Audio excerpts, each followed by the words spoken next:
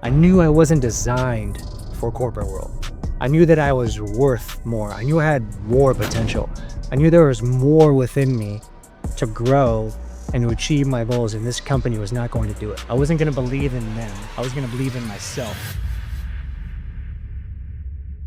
All right, guys, welcome to another episode of Alan K Show. Today, we got a very special guest in our podcast room, someone who just recently joined our brokerage at Best Homes Real Estate, probably most likely the best brokerage in the world. He is someone that has sold over $250 million in real estate in the past 10 years. He's got an amazing family, married to a beautiful wife, Sabri. He's got 4 great kids. He's doing a lot of different things, including he's got a course right now that just went live called Agent Edge Pros. He's going to talk about that as well. But we got somebody like he's super Josh Zanika. Thank you so much for being here. Well, I appreciate it. Yeah, also good. I'm super excited about this. I know we talked about this for about the past month now, and it's good to be live with you here today. And we're about to get into it. Pretty sure you're a busy guy. Yeah, you're a super busy guy. Trust me. So tell the audience, man, like what have you been up to? What makes you going every single day? Yeah. Well, first and foremost, I'm a man of faith. Yeah.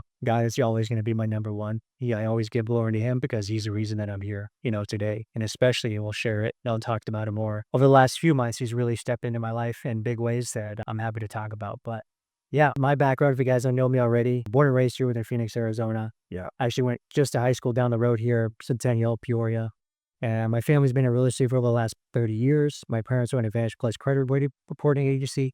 They've had that for 30 plus years. My brother's been in lending for 25. He's with Fairway Mortgage. Growing up, I saw them do real estate, before the '08, crash. I saw them building their portfolios, having rental properties, doing flips. And growing up as a kid, I was like, this looks awesome. I would definitely want to do that. Throughout high school, one of my big things was that I have no reason to go to college. I got mom and dad right here. I got my brothers. I got a whole team.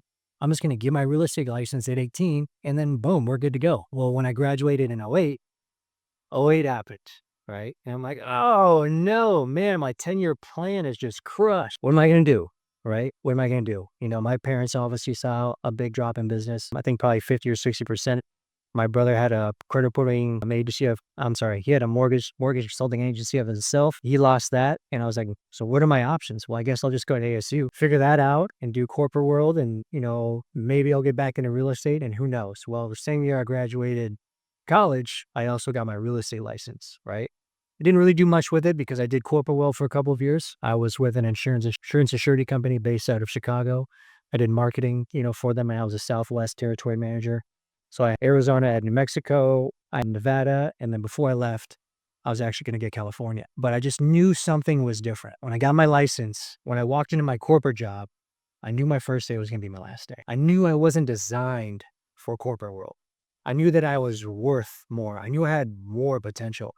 I knew there was more within me to grow and to achieve my goals, and this company was not going to do it. I wasn't going to believe in them. I was going to believe in myself. And so that was on the first day. First day, like, you were 20, 21, 22? I was actually 20. Well, you're 23 years old, right? So 23 years old, you're thinking, man, thank God I got a corporate job. Like I got a nice commission. I got nice money coming in and everything like that. Like why were you thinking that way? I mean, I would be excited. I remember myself, my first corporate job was like, I'm going to be one day become a CEO of that company. That was me. Yeah. And you said, nope, this is not for me. Nope, that's not. Well, before that, I was actually, my girlfriend at the time, she actually introduced me to the corporate world because she was going for accounting and I would see her doing these internships and these externships. And I was like, that looks pretty cool. She was actually going to meet with like Deloitte, Ernst & Young, some of the big four, right, which is pretty exciting. And she told me, hey, you should actually look into pharmaceutical sales. So I was like, well, what is that? Looked it up, saw what they get they're making. I'm like, that's definitely for me. I can get excited about that, right? So I actually did. I actually was able to make it, to where I actually had interviews with Olympus ENT. I had interviews with Johnson & Johnson. I even had interviews with Stryker before I graduated. Now, if you guys know how hard it is to get in the pharmaceutical industry or even the medical device, I was actually going for medical device. That's like a stroke of God to happen with that, right? Long story short, I didn't actually get those jobs, but I did go through the interview process, which was great. So I was able to actually get into this corporate job that I had, but I just knew going through that whole experience and just going through the interviews with them, I'm like, man, even though I'm going to make a lot of money, that doesn't sound like me. I don't want to have somebody on my back. I want to have somebody that's saying, this is what you need to do. This is when you're going to take vacation. This is how much you're going to make. Oh, you're going to be capped out of that. That didn't sound like my cup of tea. Even when I joined the corporate world, with this one company called RLI, I just wanted to know what the experience was going to be like. But I always knew in the back of my head that I was always going to rely on myself. My parents are entrepreneurs. My brothers are entrepreneurs, and they took a chance on themselves. And I wanted to do that, for me as well. And I think that's especially with agents, with living in the corporate world and not someone transition to that, they go through that experience too, whether they're W-2 or 1099, having that corporate job, but they see, oh, you can create a good life within real estate. Should I make the jump? Should I, go on the faith of believing in myself? And that's usually the hardest transition mentally for a lot of real estate agents to go through. Because when you go and join a real estate agency, it's all you, baby. There ain't nobody to help you and carry you carry you around and shake your hand and say, hey, this is exactly what you have to do. Yeah. It is all you. And you have to figure it out. And we'll talk about it later, but that's one of the reasons why I created the course too, to help people actually go through this whole mindset. But yeah, I got licensed and then When did you get licensed? What year? I got licensed in 2013. Okay, same year as I did. Okay. Is this Okay, really? Yeah, January 14, 2013. That's when I got my license back. I remember the exact day, but it was funny because I was actually at my parents' house and they showed me my first real estate card. I had like this little baby face. It was funny. The broker just called Next Stage. I don't even know if they're around anymore, to be honest. But it was just really cool to see that whole transition from 23 now to 34. Right. But even when I got into my first year in real estate, guess how many deals I closed my first year? Actually, 2015 is when I did my first year when I left corporate. Guess how many deals I closed? 5, 6, 1. No way. One deal. And you were full-time. Full-time. And you were in that time, 25 years old. 25 years old. You were not married at that time. I was not married. I'm married. It goes one Joint transaction. and that was a referral from my mom. So it was a gimme. Yeah, from my parents. It was one of their employees. I had to help their parents buy something in Buckeye. Good. What were you doing the entire year? Like, how can you close one deal the entire year? Well, I'll tell you With your credentials. I'll tell you a little bit more of the background too, right? So during that time, I think it was in 2012, I also started a clothing line called LVLF Apparel. Stands for Live Life and Love Life. The tagline is Life is a Gift. I had this dream and I had this vision of making everybody a walking billboard of positivity and love and acceptance. There's more of the background of who I am as an individual, what am kind of the task God has put on my heart to do those kinds of things, right? Long story short, I ended up getting sued by another company that had a similar name called Live Fit. They were a fitness company. I wasn't trying to be fitness, whatsoever. I was trying to be more of a Life is Good brand with maybe a Hurley spin on it, so all the guys can wear and just have a beautiful logo, walking around. Yeah. And life is good. Life is good. Life is a gift. Because life is a gift before life is good. Because you have to wake up this morning. Not everybody else was given that chance. Not everybody else was given an opportunity. But you were, right? So that was my whole motto on it. Went through that whole process, with, going through the lawsuit, and we were about to go to federal court. And I kept battling it with my own money because there's no way somebody's going to take away my dream.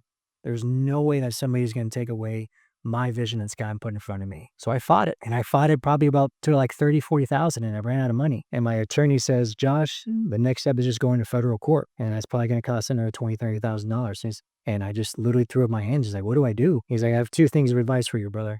He's like, one, just rename the company. Two, just let it go.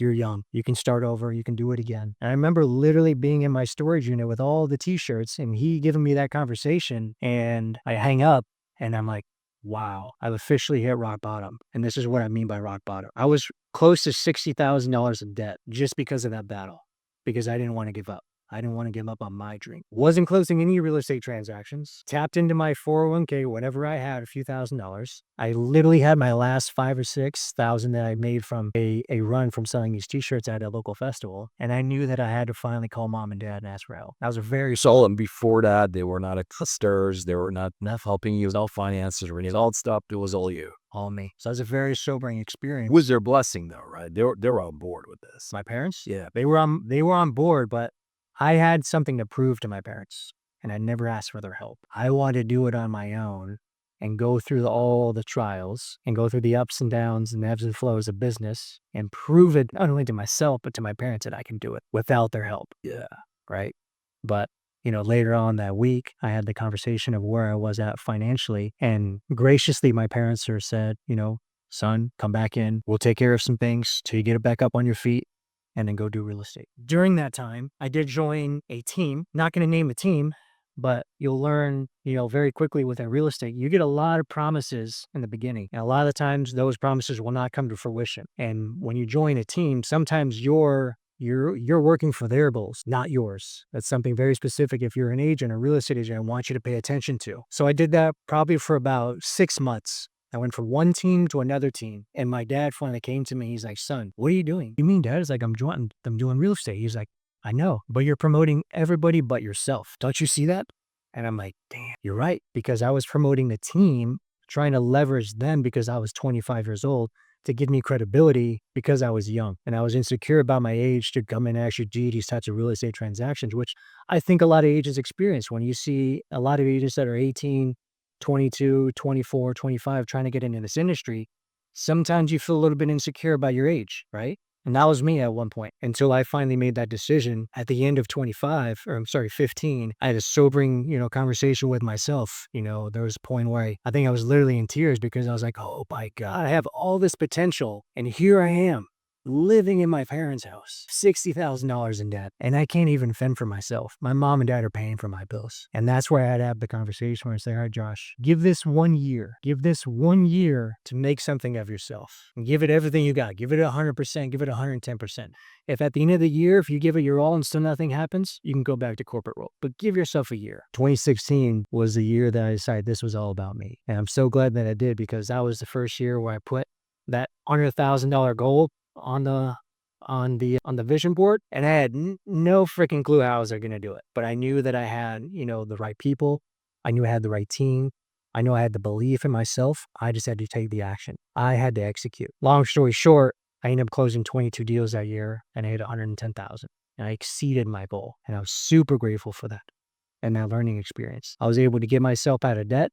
And then I was able to take off and start doing some wonderful things. And there's a lot of wonderful mentors and individuals that help me unlock that process to mentally figure out what it actually takes as an individual and as an agent to do the things that you say you're going to do. Because I think a lot of agents actually get more scared about themselves mentally because they don't have the framework of what it actually takes to be a successful agent because they've been stuck in corporate world for so long. You have to have a mindset shift about what it is about running a business, being a business owner, and how to execute and take action. That's a big thing that I see a lot of agents struggle with. And that was probably my biggest learning lesson mentally within my first year in real estate. So there's a lot to unpack there. Yeah, right. But I can definitely relate. I remember back in 2008, 2009, with the Great Recession, I was financially ruined. Yeah. I pretty much lost everything, almost lost my company. We had to let go over 40 employees. Half of my vehicles were foreclosed. A bunch of my investment properties went to foreclosure. Most of our personal home. My wife was pregnant with their second child. I was $500,000 in debt. I mean, there were days when I just didn't want to get out of debt. Yeah, literally. And I think the most stressful part about the whole ordeal was the fact that I am there to provide and I was not able to provide, right? And I think the worst feeling that I had was when my wife was giving birth to our son. And she was not even here. She was back in New York, and I was not even able to be there with her. Wow. That was painful on many different levels. And honestly, at that time, there were many reasons why I actually wanted to give up and just go and get that corporate job. Get that weekly or bi-weekly paycheck, security, and just finally don't have to worry about all the business stuff and everything like that and going out there and hunting and killing and getting fed. But I didn't do it. But I see so many people do this, right? They try for 6 months, they try for a year, doesn't go according to the plan. They're not seeing those results fast enough. They're not getting the money that they're supposed to be getting. And then I will feel like they just wave the white flag and then they just retreat and they go to that security zone or that security blanket of being comfortable, going back into that corporate world. And I'm not judging, don't get me wrong, but I'm sure during that time, you probably said to yourself, maybe, I'm just going to go get another job. I'm $60,000 in debt. I'm living with my parents. I'm young. I'm only 25 years old, 26 years old. Why not just go get a $60,000, $70,000, $80,000 job? What pushed you, or have you continued to push through during that uncertainty? I'm sure there was a lot of uncertainty that time that you had. Yeah. And you were able to kind of like overcome through all this stuff. Yeah. Like, I know your parents were there to help, right? But man, a lot of people would just give up and just go back to their comfort zone. And you just continue to push through. Yeah. First and foremost, if you're listening to this and you had to move back in with mom and dad, I don't want to take that away from you. I think that's one of the biggest blessings that I received. And I don't want somebody to think down on that whatsoever. Yeah. Okay. But I think a lot of individuals coming into this industry, they just see the money, but they don't see the purpose. And that's one thing that I really discovered before the money of why am I actually doing this? Right. I was just super grateful to see, my parents as I grew up build a business together every single day in and day out, as a team, as a unit, as a unified front, right? What I wanted or what I discovered was my purpose on why I was actually doing real estate. And it wasn't about the money. That was going to come. What I was doing real estate for was for my family, the family that didn't even exist yet, for the wife I didn't even have yet, for the kids that weren't even with me. That was my reason and that was my why. Everything that I am doing here today is for them in the next 5 years, 10 years, or whenever I decide to get married and start building a family. That was my purpose. So when I was down and out, I would have that conversation with me. I was like, Josh, if the man in front of you in 5 years is talking to you right now, is he going to tell you to give up? No, he's going to tell you to keep going. Keep going, son. Keep pushing through. The reward is there. You just have to persist. You just have to have tenacity and always push through. Keep learning, keep growing, finding partnerships, keep going to that meeting, keep going to that education, keep training. And that energy eventually starts to flow. Oh, and then it was probably around the 4 or 5 month mark where I really started to see things change. Why? Because I changed. I decided to change. If nothing changes, nothing's going to happen. That's right. So I figured out what I was going to do in December and January, and what my path was going to be. Part of that path was being visible. Part of that path was me getting loud. Part of that path was me getting on video and me being on social media. My mentor at the time, Joshua Smith with Revista, he said, Josh, remember this very specifically. He said, social media is where the game is, it's where it's headed, it's where it's going to stay. Where you want to be? Do you want to be left behind? You want to jump on the train? So I want to jump on the trains, right? Get on social media, start doing it, start hammer. And back when I was in 15 and 16, he was on YouTube, he was doing Facebook, he was doing Facebook ads. He was everywhere. Yeah. Right? So I was like, I need to be everywhere. I need to be doing video. I need to be getting out there. I need to be educating. I need to create the energy and the synergy around me if I want to succeed. Yeah. The world is not going to do that for me. My broker is not going to do that for me. My team's not going to do that for me. This is my life. This is my career. This is my future. And this is the future of my family. So if I don't step up, who's going to? No way. And that's a lot of the times where you have to really dig deep and understand, why are you doing this? What's the reason? It's not just about the money. It's about what your higher purpose is, right? And that's what I will always have to tap into. And then thank God, through social media and the power of video and me actually deciding to be vulnerable to do that, it's paid, in dividends.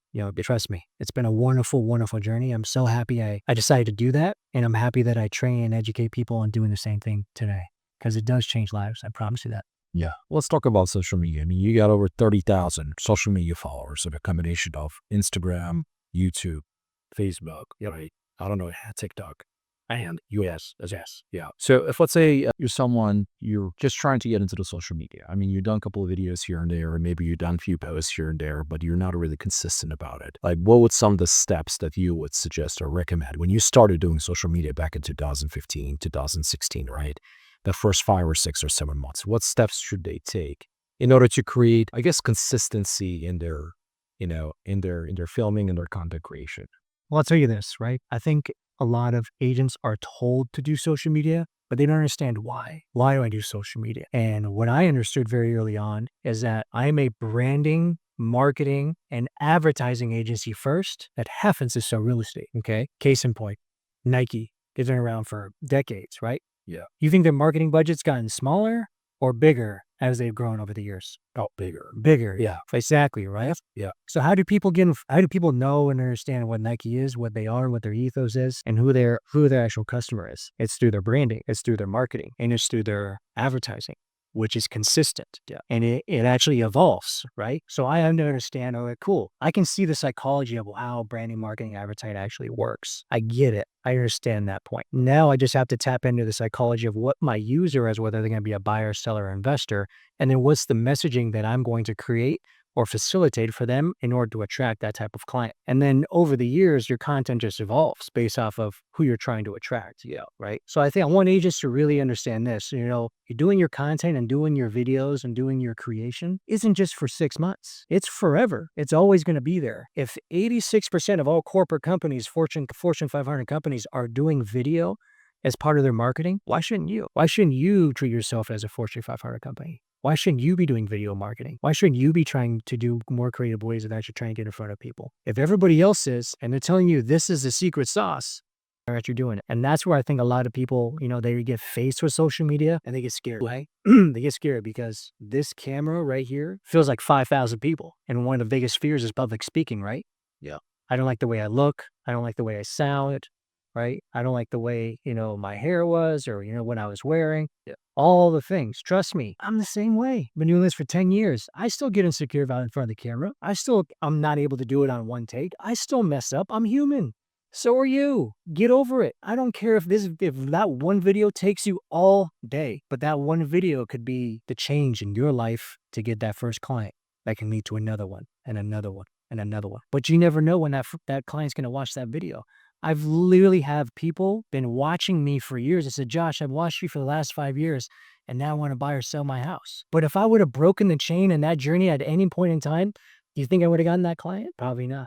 Maybe. But I know for certainty now when they tell me that, I've been bought into their mindset and more importantly, into their hearts. Because not only did they like me and they got to know me, now they trust me to do the biggest, probably the largest financial transaction with me in their history. They mean maybe once, maybe a couple of times throughout, their buying and selling journeys.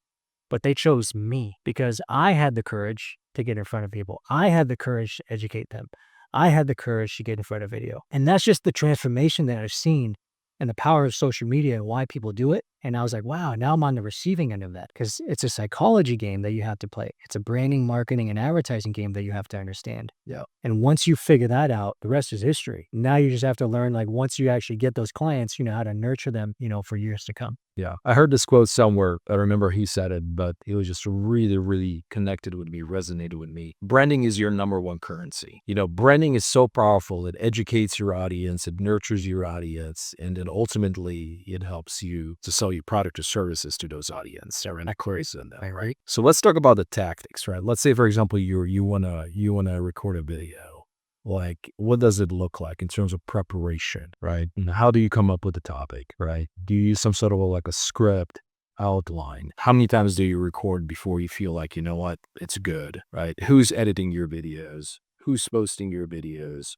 And then what do you do in terms of tracking? Yeah. Well, I think that evolves, especially in the beginning. Guys, if you are new to doing social media, you can make some pretty stellar videos just with your phone. And I want you to start there. I know everybody says it, but I want you to start there. That's exactly where I started. Hey guys, I'm at this open house doing XYZ, right? And then as you start doing some more deals and you're able to actually make a little bit more money, then you can boost up your production. Well, don't worry about looking like high profile. I need the best guys. We need the best camera. We need the best equipment. We need the best audio in the beginning. And honestly, guys, the more raw the video, the better. Because people actually care about that more rather than me looking like so high profile with all the editing and all the, the captions and everything. People are attracted to authenticity, right? They want to know that you're real and it's not always going to have to be on camera. It's always going to be so elevated as far as the look. Okay. So when I first did it, I would just figure out, all right, what do I want to educate on? And how am I going to build trust with buyers, sellers, and investors? And then I would outline it. One month of brainstorm, I'm going to talk about these 5 topics, these 5 topics, these 5 topics. And then I would shoot the videos on every single one of them. I didn't care if it took me all day or 2 hours. I was going to do all of those videos. My first video I ever shot took me 22 takes. 22 takes. How long was that video? Probably 2 to 3 minutes. 2 to 3 minutes. Yeah. I mean, guess what? I never even posted it because I was so inside of my head. I was like, wow. Because I think everybody, as far as a new agent gets into this, is like, are new agents going to judge me? Are other agents going to judge me? Are lenders going to judge me? Did I say the right information? Do I have to check out my facts? I don't like the way I sound. Trust me, guys. You're always going to experience that. Nobody likes the way I sound or the way you sound, ever. You're just something you're going to have to overcome. In fact, take the video and just post it. Don't even look at it. Just know that once you get a good sense of who you are with your editor, well, the video is going to be fire anyways. But going back to how I started, I would have you brainstorm my topics. I'd have my videographer. I come in, we shoot them all. He edits them, puts them in a Google Drive. I go in there, I review them, and then I just pull from them, put it on social media, done. Yeah. Over time, you have to learn how to systemize, with it. And you want to make sure that you do batch content. Shoot all your videos, once a week or once a month. I want you guys to at least post 1 to 2 videos of education, a week, right? So if you're doing 2 a week, that's 8 videos that you have to shoot once a month. They're in the Google Drive. Pull them. You can edit them all month if you have to, but make sure you're actually posting them. And then do your small things to where you actually interact and bring in, your family, who you are, your faith, your fitness, your hobbies, to show that you're actually human across social media. Because if you're just posting about real estate all the time, it doesn't give people an opportunity to actually get to know you. Yeah. To actually get to relate to you. Because relatability is probably the most important things that you can do on social media. That's how I do it. That's actually mine.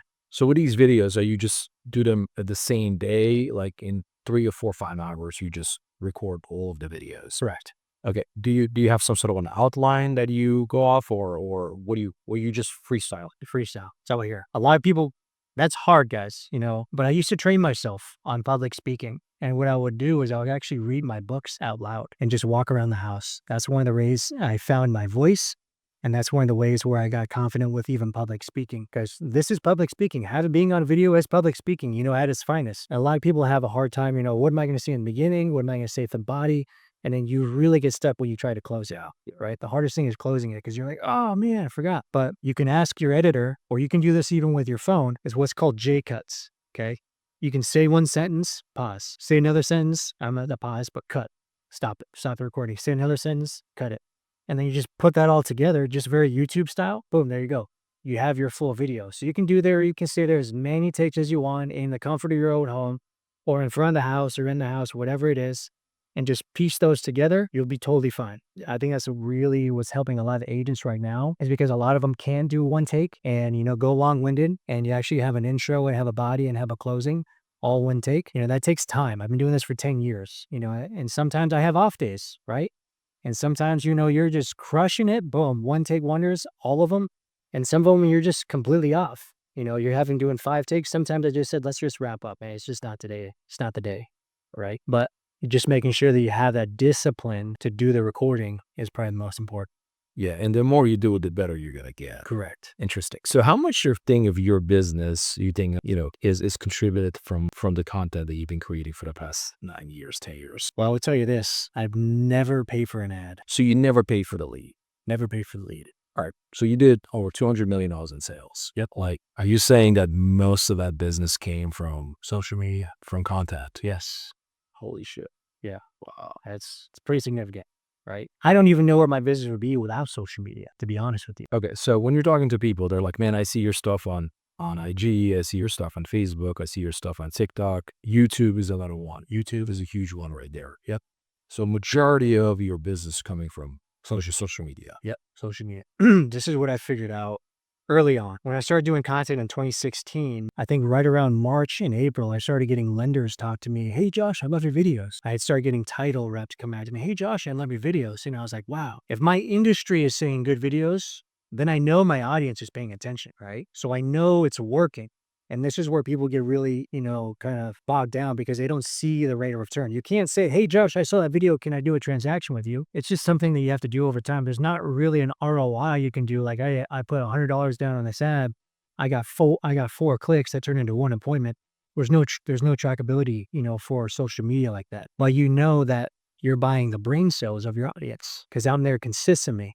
I'm there every single week, giving value, giving information, and making sure that I'm building a relationship with my audience. My social media right now, across Instagram, YouTube, Facebook, TikTok, LinkedIn, whatever, is having conversations with people, and I'm not even in front of them. I'm here. That's where you have to understand the power of social media. And it's about not one-to-one, but one-to-many, right? One-to-many. Your social media is having conversations with people when you're not in front of them, building a relationship. That's what people need to understand about social media. You're building a relationship and you're not in front of them. And just in that relationship, you never know if it's going to take 6 months or if it's going to take 5 years. Yeah. For them to finally feel good enough to where they're in a position to say, hey, Josh, I want to sell. Yeah, Josh, I want to buy. Josh, I see what you're doing in investing. I want you to be on my partner. Because of social media, I just landed another investor. They want to buy 11 properties this year. Would I have ever had that opportunity if they didn't see me on social media? Yeah.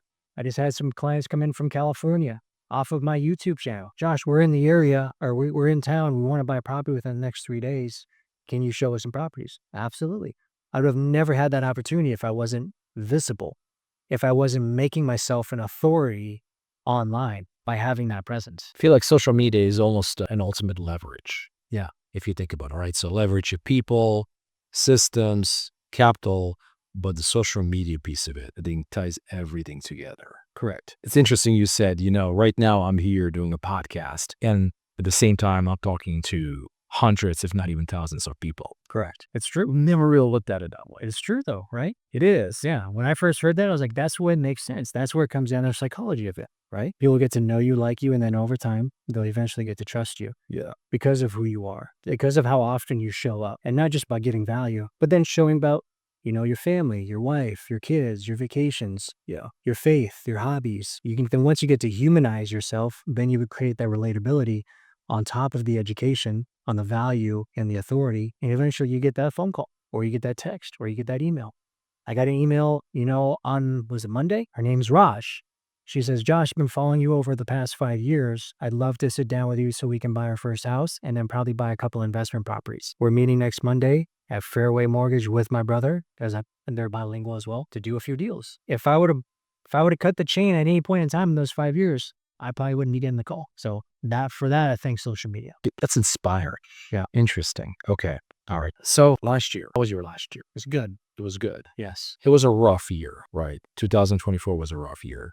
2023 was a rough. 22 and 23 and 24, definitely been some ebbs and flows. I'll be fully open. I'll be fully transparent. Because of what interest rates, have been, I've seen my business be affected. I think everybody has. I've seen some people in 24 had their best years of their lives, which is great. And I'm super happy for them. I didn't have the best year, of my life. I'm used to closing 40 to 50 transactions annually. Yeah. And I was doing, about half of that. Yeah. Right. So me knowing what my full potential is, I know what I need to get back to. And I know what I need to make sure that I dial in order to get back to that process, right? So yeah, in 2025, I'm leveling up. I'm cutting out more of the noise, saying no to opportunities, and just hyper focus. The word that I chose for the year was 2 words. Last year, my word for the year was leadership. How am I going to be a better leader? How am I going to encourage other men and women to be better leaders? Because 2024, we knew that we were just getting smashed, across the board. Everything that's going on with the election, everything that's going on with the world, everything going on in our nation, and even with real estate. And I could tell that we needed leadership. I could tell that we wanted somebody to follow. I could tell that we wanted somebody that we could trust in. We wanted better leaders. Well, if I want to be around better leaders, I need to be a better leader. I need to surround myself with like-minded men that are going to raise me up, and women, and encouraging, for us to stand up and have a voice, with that. So not only did I choose that same word, that's just going to stick with me for the rest of my life, because I think it's super important, is execution. I think a lot of times we have a wonderful plan, but we don't execute, or we start falling short, on what the actual actionable items are. And this year in 25, like saying, cutting out the noise, saying no to other opportunities. I've already said no to opportunities, hundreds of thousands of dollars, just because I know that I kept the commitment to myself, and I got to stay disciplined with it. And I got to stay disciplined with my commitments to my family and my commitments to my wife, as well. And what our greater goal is, in addition to that. I love it, man. So yeah, what is the plan for this year? 2025, you want to get to about 40 to 50 transactions. Right. What are your thoughts about building a team? Is that something that in the plans? I know your wife is in the industry as well. Correct. I think your sister-in-law is in industry. Yeah.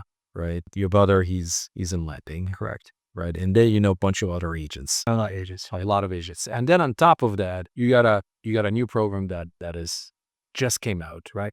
Right. Agent Edge or Edge.pro. Correct. Okay.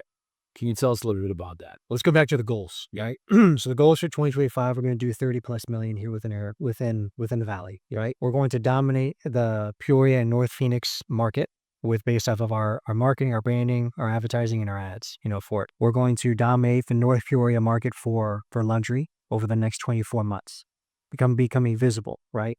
That means stepping up my listing process, everything that we're doing on the marketing side, and our 10-step process for them, and how we're going to educate them. In addition, I have a new partnership, with Hulu and ABC 15 to all of my listings are going to be on a show called Arizona Essential Real Estate, 4:30 p.m. to 5 p.m. every Sunday. So that's another way that we can have eyeballs get, onto our listings, over 40,000 views, per episode. That's going to separate us, from the other market. It's going to separate us from the competition. Putting a sign on the ground is not just going to cut it anymore. We have to do very strategic marketing, very strategic branding, and very strategic advertising for all of our listings, so we can make sure that we are having the visibility to create that conversation within a buyer's mind, so we can get that scheduling, and then so we can get those footsteps in the door, and then we can produce more offers. So that's what we're creating for all of our listings and for our setup here, right? Going into 2024, God has always put me in a position to where I'd always wanted to serve in many ways, and He showed me many different outlets, over the last 14 years. But one of the biggest things that He's given me is a servant heart. I always want to serve. I always want to bring the best out of people. I always want to know that I can look at you and I can see the potential that you don't even see. But I have to help you believe in yourself. I have to help you look at the man and the woman that's in the mirror and know that you can do it, right? I know that a lot of agents have been struggling over the last couple of years because of what happened with the interest rates, and they just weren't able to, create, a business for themselves. So by doing that, I know that being a new agent, or even thinking about coming into this industry, that once you pass your school exam and you get your license, you still don't know what the hell you're doing. You are literally running around like with your head cut off. You don't know, understand what brokers should I go with? Do I join a team? What are all these splits? I don't know anything about branding. I don't know anything about marketing. I don't know how to network. I don't know what partnerships I have to create. I don't know anything about a listing presentation. How do I have that? What's a buyer's consultation? I don't even know what a CRM is. I know all of those things that a new agent, goes through their head and we're trying to rack their brain. So I decided to create a course that's going to give them everything, boom, that they can consume within 3 hours. Because you see a lot of courses out there that says, oh, you can have this much business in 8 weeks or 12 weeks. No. An agent that doesn't have 8 weeks to start creating his business. An agent needs to start making business tomorrow. They need to start making money tomorrow. They need to start having those conversations and the actionable steps tomorrow or even today. We don't have 8 weeks. 8 weeks is too much time for my family to not go without putting food on the table. That's what I wanted to create. I want to give them everything within all this course that they can consume within one day, and they can start taking action tomorrow. AgentEdge.pro. That was been kind of like my passion project for 2024. And truth be told, I almost didn't put it out twice, because you and I were having a conversation about this, in 23. I was saying yes to everything, and it was taking a lot of my time, and it was taking time away from myself and my family and my kids. Yeah.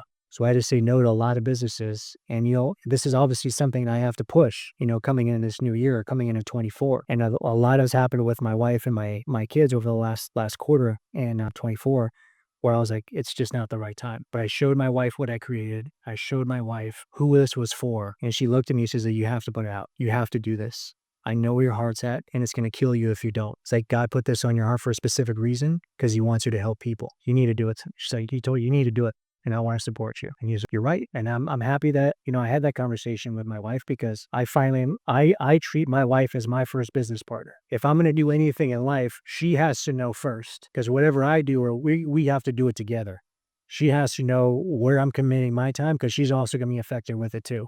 And vice versa as well. So for her to give me her blessing was all that I needed. Yeah. And, once we got ourselves together with, her recent surgery, our recent twins that we just had, that's when we decided to push out the course, just the beginning of January. I love it, man. Yeah, I mean, it's interesting. I had an agent that asked me a question like a couple of months ago. What was like the most important thing as an entrepreneur or business owner? And I said, having the right partner. Yeah, we've had just the right partner, like having a wife. And we've been married for 25 years. Beautiful. And we went through ebbs and flows like every couple does. It was tough many times, especially in 2008, 2009, and 2013, 14, and all that stuff. But she's always been there.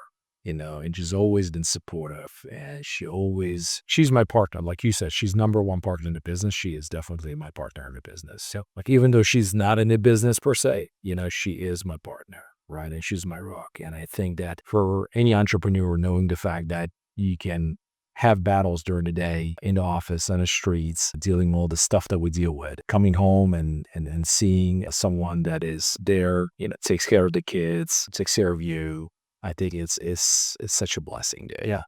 Yeah. So like, and I know like you mentioned about your wife briefly going through some health issues. Do you mind sharing some of that stuff. I mean, I know it's Yeah, so I'll fill you in. So I'm a father of 4. So I've been blessed. Sabri had 2 kids prior to me, and my son Tristan, he's 12, and my daughter Sky, she's 10. I love them deeply. They're so amazing. But when we finally got together and we moved in together and we got married, I thought naturally that, my kids were going to want to call me dad. And it didn't happen. And I was kind of broken about it. And I was kind of just like taken back on it because, I'm here trying to be superhero for them. I want to be everything for them. But I felt like there was something missing, right? As much as I love them and as much as they love me, I just felt like there was something I wasn't getting fulfilled on. And it actually broke my heart, so much, behind closed doors that I would just get emotional and like cry about it. But it got to the point to where I finally sat my life down. It was the summer of 2023.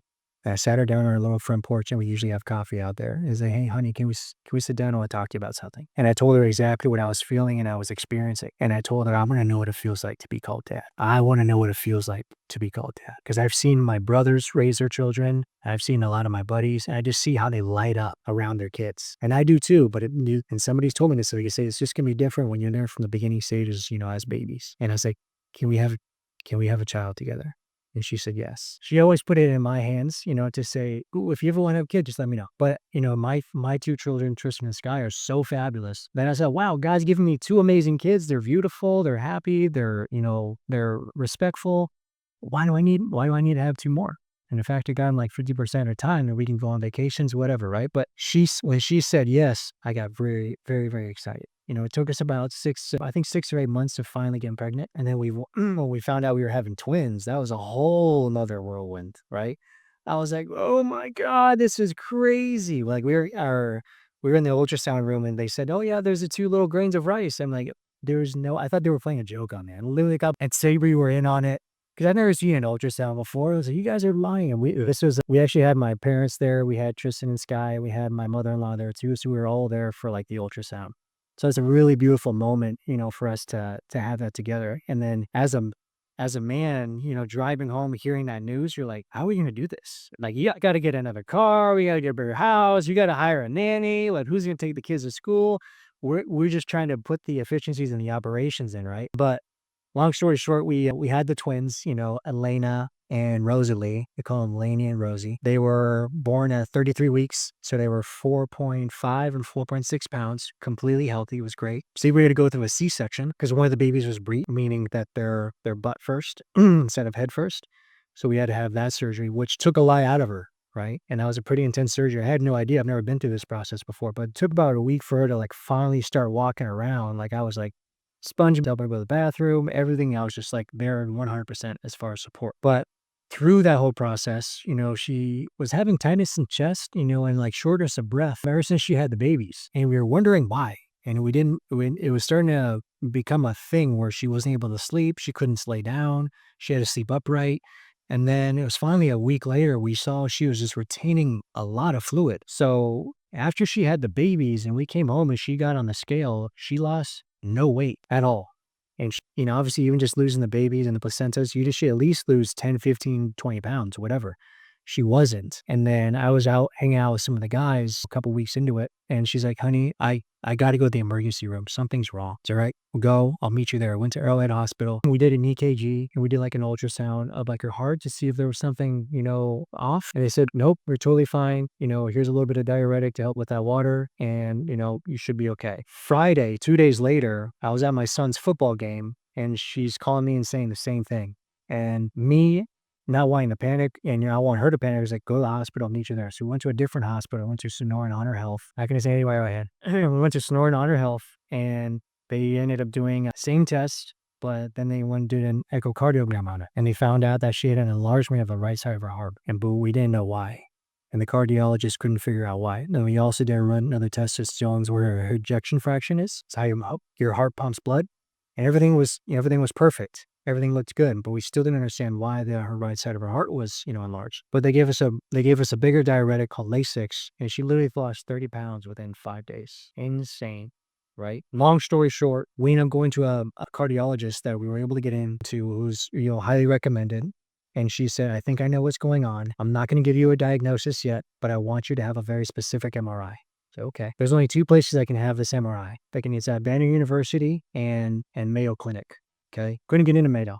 They said, you literally have to be having a heart attack or a stroke in order for you to get in to get this MRI. I'm like, guys, this is why we're trying to get in so we don't have the that effect. My wife has been diagnosed with a large start of a right heart.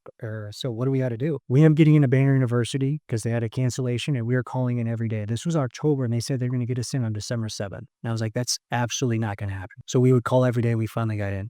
We went in on a Sunday and then that following week, the cardiologist pulled us in and she says, we figured out what's causing the enlargement. You have a hole in your heart. And I was like, what does that mean? I didn't even know your heart could have a hole, which is pretty wild. And they said the hole is probably around the size of a nickel. So the reason why I was getting enlarged, when it goes down, a lot of the fluid is going down to the right side. And just over 38 years has caused it to, get enlarged because it's taking a lot of that extra pressure, blood flow. And then obviously with the babies, we've had double the blood volume and additional fluid. So the babies was actually brought this to light. And the cardiologist said, this isn't an emergency where we have to get it done today, but we definitely want to get it done soon within the next 6 months. And I took that as like, okay, this is something that's going to be very serious if we don't, jump on this. Okay. So we got the diagnosis. We were trying to do 2 alternative methods to actually get that heart and that hole filled, which is one, you go through the groin and they can actually put the little patch through. And then another one is you actually go through under the breast and through the rib cage. Well, the hole, when they actually did a different scan, was actually too large for this patch to go through the. And then her arteries or veins were too small to actually go through the rib cage. Know that we had to put a lot of our faith and a lot of our decisions and our hope, into Christ. We had to pray on it. We had to know that, what he was, putting within front of us, we were going to be okay. And we had to surrender and put it in his hands. It's nothing that we had control over, but we knew that we were on the right path. We knew we were with the right doctors. We knew we were with the right people and the right cardiologists to make sure that Sabri was going to be okay. And we actually put this out on social media because we felt like we had to get this information out that, if other women are pregnant, you need to look out for this. And individuals that are having this kind of symptom. And we got a tremendous response in a beautiful way. We got so much love, so many messages, calls, support, for it that I had no idea was even possible. And that's one of the ways God showed up for us too, and in a very beautiful way. And I'm so grateful for that. And that was just another one of like the miracles that God put in front of us over the last 3 months, in addition to us finding this hole. Because the cardiologist, who is the one that actually did the surgery, he said, Sabri, you're already a walking miracle. There's no way you should have not had a heart attack, had heart failure, or maybe even, a stroke or an aneurysm, based off of what I see. And there's no way she even had 2 pregnancies before this. On how grateful I am for her and how grateful I am for the support and grateful for all the doctors, that we were able to find this. And the cardiologist said,